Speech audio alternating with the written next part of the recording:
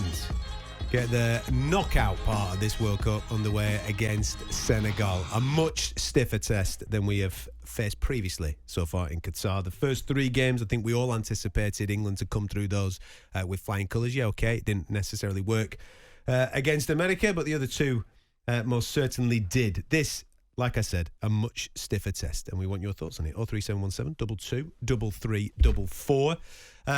What are your musts for the starting 11 on Sunday? We'll start with Matt, shall we? Matt, welcome, mate. How are you?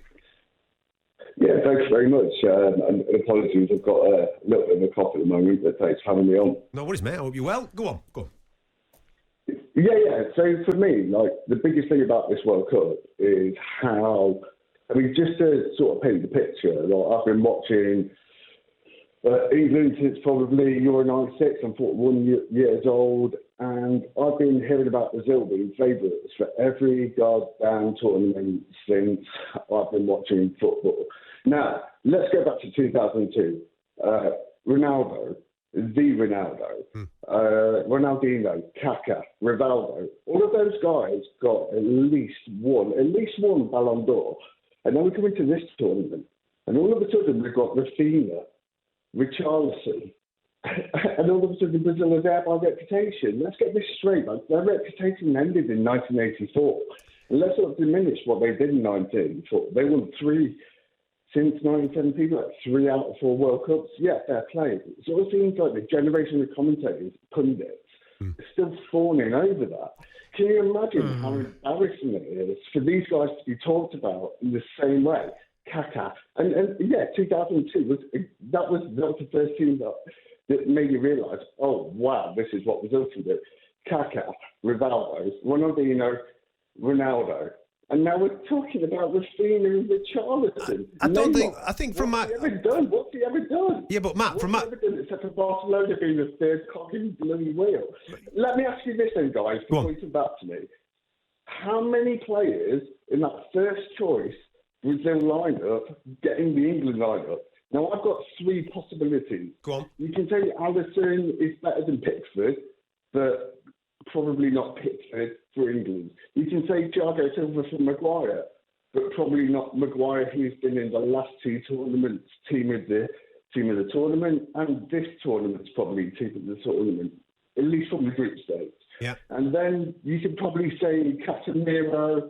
Are we going to take out Declan Rice? Well, he's in the 20s. Are we going to take out Jude Bellingham? Probably not for Casemiro. He's got 5 Champions Leagues, but is that in the past? Do you know what I mean? Like, and that's just me as an England fan. Yeah, I know. Listen, I know what you're saying. What you're doing, you're comparing individual footballers, aren't you, to past individual footballers? And I have absolutely no doubt that you are right, that the past individual footballers of Brazil. Yeah, but what you're doing is you're comparing the individual. You're comparing the individuals. Matt, just listen for a second. Listen, you're comparing the individuals, right? The what is being eulogised about this lot is the team aspect of that Brazil side. That's what's being eulogised. Yes, they've probably got one-star guy. Let's be straight. They've got Neymar, haven't they? That's the one-star guy. And they've obviously got Casemiro, as you've already pointed out. They've got an elite goalkeeper. And they've got solid centre-backs as well. That's what they've got. They don't concede too many goals. It's not too flashy compared to previous times where we've had all these world superstars that have lit up the game of football. But as a team, they're a very solid outlet, Brazil, mate. Very, very, very solid outfit. Do you know what that sounds like to me? That sounds like how Wales talk before they play England.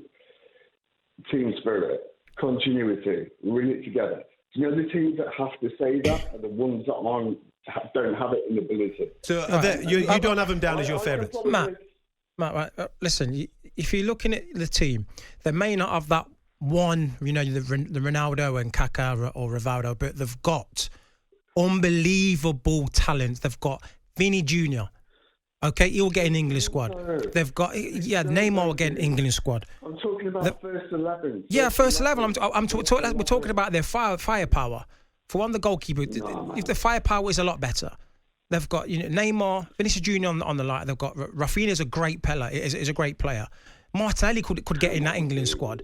Martinelli could get in the England squad. Come on, dude. You've got Rudiger, for Real Madrid. He struggles getting that's how good Vini Jr. is. You watch them all. Come on, Jesus is a great player. Going forward, they've got depth. They've got depth, left, right, and centre. No, but what Why he does... why are you focusing on the Richarlison thing? He's scoring goals. Harry Kane has scored in this tournament. Harry Kane has not scored in this tournament yet. Richarlison scored 2. He works well for his country. Harry Maguire plays well for his country. Don't play well for his club. So what they do as a team, what they've got as a team, as 11, they've got great players. They may not have that one standout, amazing player like Ronaldo back in the day, but they've got the Neymar, and the rest of them are just as good. Just as good. So all that as a power going forward is dangerous.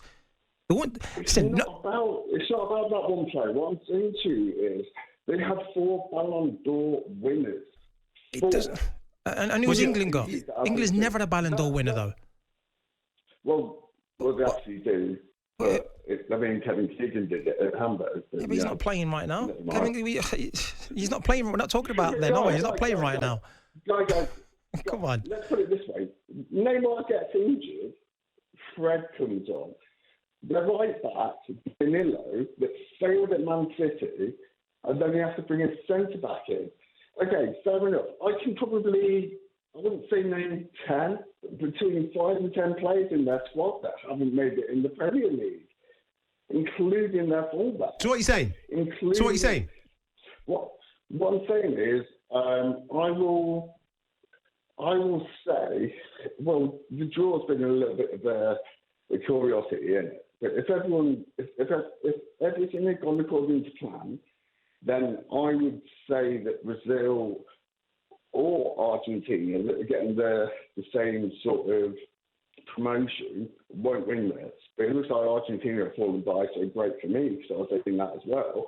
But with Brazil, they will probably fail at their first major European opponent.